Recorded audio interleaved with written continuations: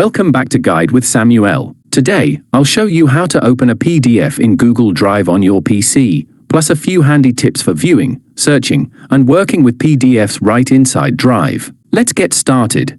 First, open Google Drive in your browser and sign into your account. Locate the PDF you want. You can browse folders or use the search bar at the top and type the file name or keywords. To open the file, simply double-click the PDF. Drive will launch its built-in PDF viewer in a preview pane. Here you can scroll through pages, use the page thumbnails on the left, and jump to any section quickly. Use the toolbar at the top to zoom in or out, rotate pages, or enter full screen mode for easier reading. If you need to find specific words inside the PDF, press Ctrl+F to open the search box and type your search term. Drive will highlight matching results. If you want to download or print the PDF, click the download or print icons in the toolbar. To save it to a different folder, click the three-dot menu and choose Move to. You can also add a star for quick access later. To extract or edit text, use Open with Google Docs. Drive will convert the PDF to an editable docs file. Note that conversion works best with clear, text-based PDFs. Scanned images may need OCR tools. For annotations or e-signatures,